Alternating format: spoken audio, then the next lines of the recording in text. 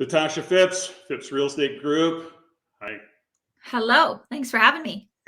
Thanks for joining us. Okay, so we're here to talk about three fundamental things that everybody needs to know about if they're investing in Alberta, specifically in that Calgary market, but also what's going on in a bigger picture. So we're going to talk about CMHC. There's some news out there and some misleading kind of guidance or confusing guidance, I'll put it that way. And I don't think CMHC is intentionally misleading anybody, by the way. I just think that they communicate not as well as they can, or people are just misunderstanding it. So we're going to cover that topic. We're also going to talk about what's happening in the multifamily world in Calgary. And then I want to just kind of twist your arm and see if you can give us an overall update of what's happening in the real estate market in Calgary. And let's talk about what's happening there versus what's happening in other places in Alberta, perhaps, or even what's happening in Toronto and Vancouver. We always got to talk about Toronto and Vancouver to give it context. So let's kick it off with CMHC. You got a message you want to get out to people? Sounds good. Let's start there. Yeah, I think focusing on the multifamily space, CMHC insured financing is kind of the Cadillac. It's what everyone's excited about, right?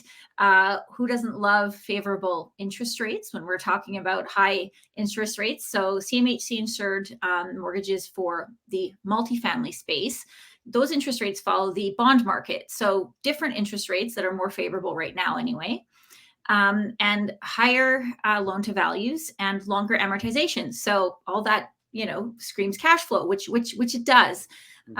But given this is a new program, especially in the MLI Select column, what we're seeing, especially as on the sales side, is a lot of confusion around purchase price and versus loan to value.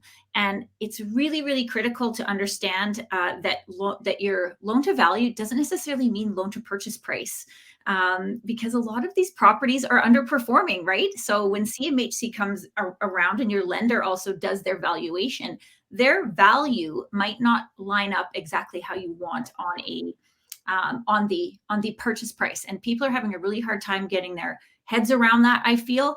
But if you look at it the right way, that's truly where the opportunity is to kind of maximize that underperforming, bring it up to where it should be, and then bring in your long-term CMHC, valuation and amazing benefits of those programs. So I think that's where people are getting stuck for sure. So just walk us through a little bit of a process. So, when we talk about, when you just say bring it up to value or bring it up before you go for CMHC, what do you do in the short term in terms of getting it at property under contract, closing on it and doing that, if I'm hearing what you're saying? Yeah. So the name of the game, at least here in Calgary right now, for majority of any existing real estate is you have existing real estate that is underperforming. So what we want to do is stabilize that. We want to bring the rents where they should be, bring expenses where they should be. And that may mean, renovations as well. Just depends on the property. Some of them need no renovations. They just need better management and bringing them up to current rents. I'm constantly being astounded right now when I look at opportunities here, how low rents are. And it's often just the landlords are not maximizing what they could do with the property. And so what you'll find is you're going to have this period of stabilization. It could be 3 months, it could be 12 months, where you need to bring the property to its highest and best performance before you go to your long-term debt and your CMHC insured financing product. Because if you do it at the very beginning, the numbers just will not work. That's just the bottom line. So let me ask you this, though.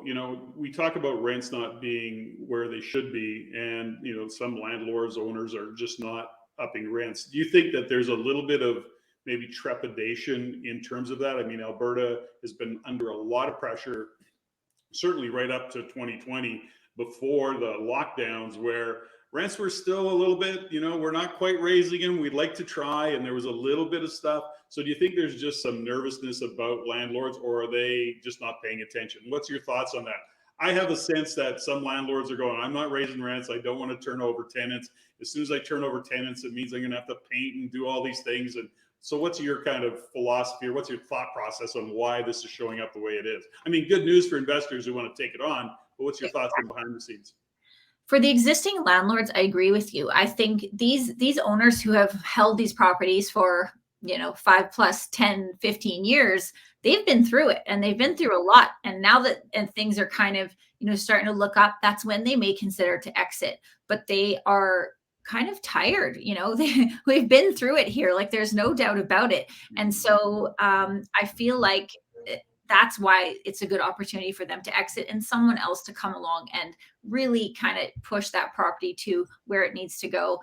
And you're right, many of these landlords have been through it in terms of COVID times, Alberta times, and may have that,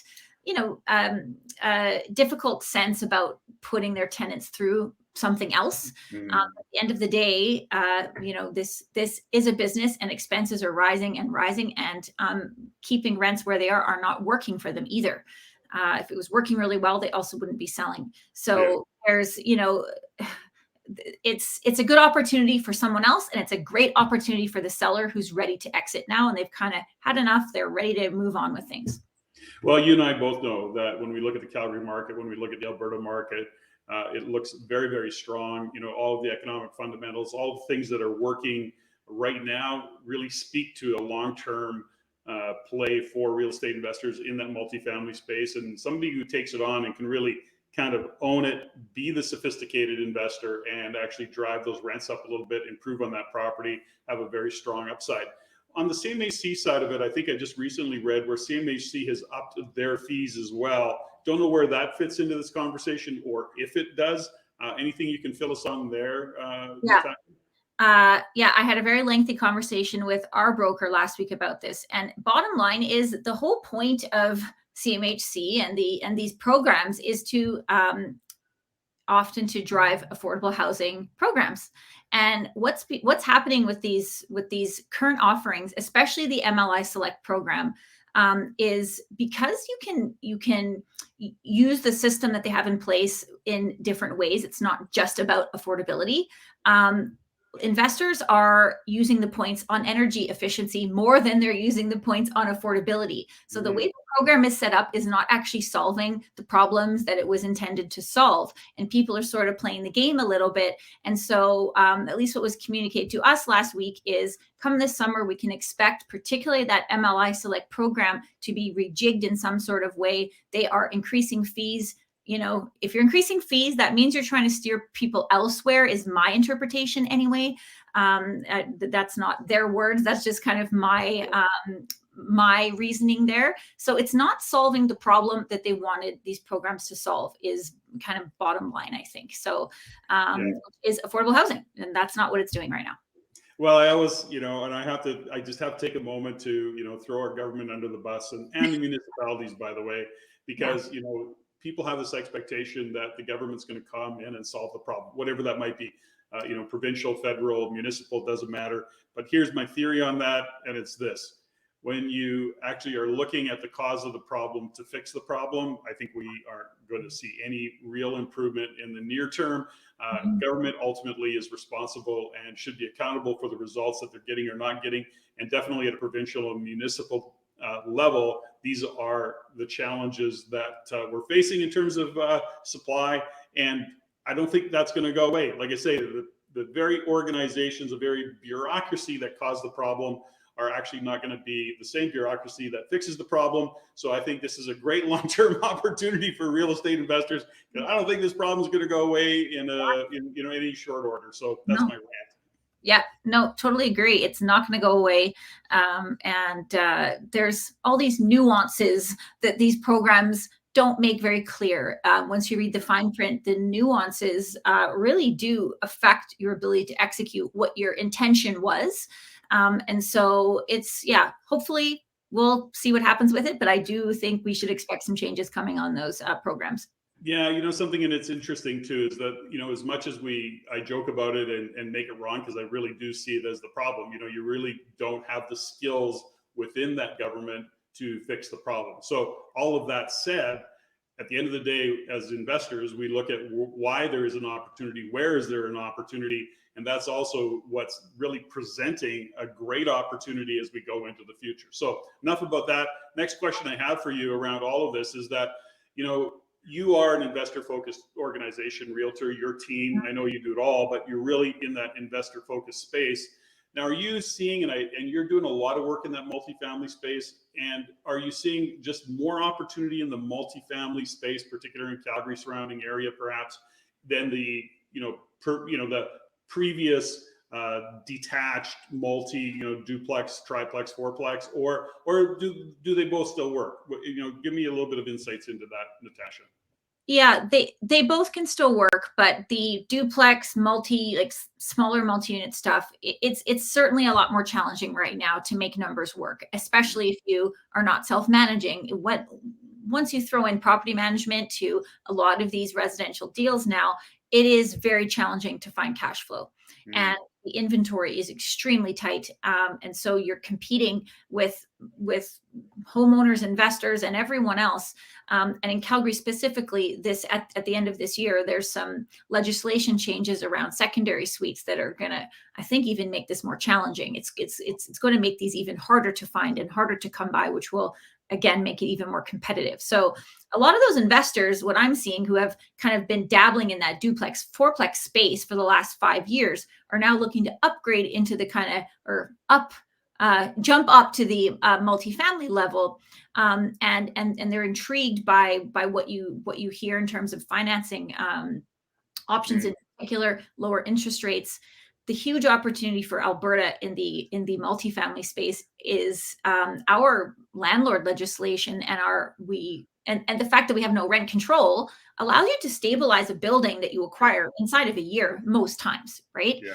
So that's not possible in every province. It could take you, a decade elsewhere, or 5 years, or whatever. So, and then there's no knowing where the market will go. So here you can make those adjustments pretty quickly. So residential landlords know that, and they're trying to apply that into the multifamily space. And I think the confidence around Calgary and Alberta is now looking to the inner city downtown space. Whereas a few years ago, you, me, we were all still being hesitant on inner city and downtown, right? Like me too. I mean, as an investor, it's not that I couldn't have been getting into the, multifamily space in Calgary 3 years ago, but I was a little bit hesitant. I'm more confident now with everything that's going on.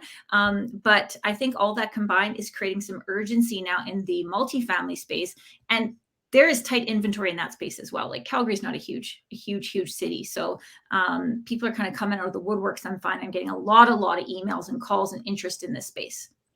Well, I think there's a real opportunity there for somebody who wants to, work the phone lines, go to find out who those titles are, who those organizations and corporations are that own those buildings, and do a little bird dogging, do a little door knocking, and see if they can't, I guess, scare up some possible deals. So when we talk about the tight market, I mean, you're, Calgary, like many, short of probably a couple cities, in Canada, really, we see this ongoing record low listings, record low supply.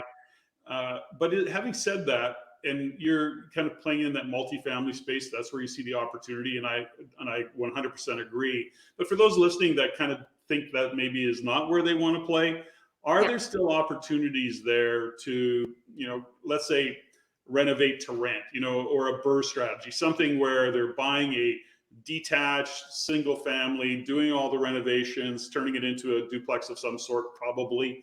Is there still opportunities that can be dug up and show up? And and more importantly, do you think generally the math can still work in that kind of a scenario? 100%. If I was looking in the residential space right now, I'd be looking for side-by-side duplexes and adding secondary suites to them. They refinance beautifully, they rent beautifully, and you're being a part of the solution, right? By increasing density, adding more rental units to the city, and the city of Calgary is very much on board with this increased residential density in these detached homes, side-by-sides, semi-detached. It can work in all of them. The big thing right now is these change in legislation around secondary suites, though. Right now, if you buy something that has an existing suite, you can legalize it just by meeting fire code.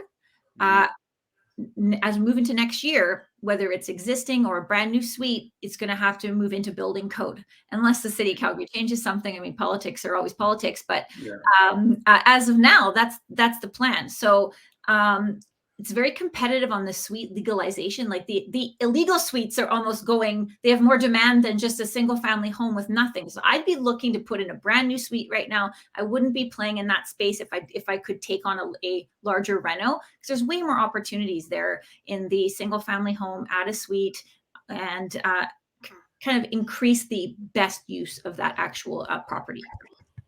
So tell me something as well, Natasha, is that when we look at what's happening in Alberta on secondary suites, basement suites, one of the things that a question I'm dealing with often is that, investors coming out of Vancouver, as an example, or Toronto, so the bigger centers, even Montreal, they're looking at in their neighborhood, for example, in this neck of the woods called, Vancouver, British Columbia, and or Toronto, Ontario, and southern parts of Ontario, smaller suites, 500-600 square feet as secondary suites, it works. And there's a huge demand. I think there's a couple things around that. Number one, those are really your only options. Number two, culturally, that seems to be an accepted thing. Lots of singles are willing to do that, single, or couples only. But my previous history and my observations over the years is that those smaller suites don't work as well in some cities in Alberta. Now, I know I can say that maybe about Edmonton because there's lots of options, but I'd like to hear it from your perspective as an expert in Alberta. These smaller 550, 600 square foot basement suites, as an example, or secondary suites, how are we seeing them rent out? Or is just rental demand so high that they'll take whatever they can get? Give me a little bit of insight into that, if you would. Right now, the rental demand is so high, it's not a problem. And we're seeing, rents on those have gone up several $100s just this year. We just rented one in a new construction area, still construction zone everywhere, South Calgary, for $1,350. That a few months ago that was around $1,000. Like that's quite a jump, and it's in that kind of 550 square feet basement suite. So there definitely is demand in that. But to your point, if you can choose, and you're adding a suite, the more you appeal to more people, to me, reduce risks. Yeah. Or reduce risk. So when rental markets start to change in coming years, those smaller suites do carry a bit more risk because they appeal to less people. So if you're doing those renovations and those projects, particularly, I would try to look inner city for those larger footprint type of properties. And doesn't even need to be right downtown. Like there's plenty of suburban areas that have this, like bungalows, bi-levels, 4-level splits, that kind of thing. You can get a nice 2-bedroom suite in the basement there, and they'll rent beautifully and will appeal to more people than just a 1-bedroom long term. Now, that being said, some people can only do the 1-bedroom, and some floor plans, that's all that works. But if you're especially constructing and renovating, I don't see why you wouldn't consider that. Beautiful. Well, that's exactly, and thanks for that information. And I agree with you. I think it's a little bit riskier, and I think that the turnovers are going to be a little bit higher generally. Yes. Now, that's generally speaking, and I think you have to do your diligence. Working with somebody like you, who's boots on the ground, has the answers to those questions, looks into the future like you do. Very much appreciated. Anything you want to do as we close this off, Natasha? Anything else you want to add that we stepped over?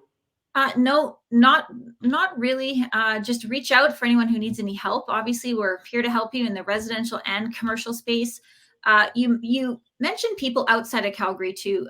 We can help people facilitate these larger renovations and stuff as well. We're actually having an event tomorrow at the renovation room here in Calgary, and where our local investors can meet local contractors and learn about costs and process and permitting and all that stuff. So we're right there in the trenches with you guys. And so if we can help in any way, just reach out, and happy to help. Beautiful. So folks, reach out to Phipps Real Estate Group. I'll put the links and all of the information in the description below. And Natasha, as always, appreciate the insights that you give as a trusted partner of the Real Estate Investment Network. And thanks for your time today. My pleasure. Thanks for having me.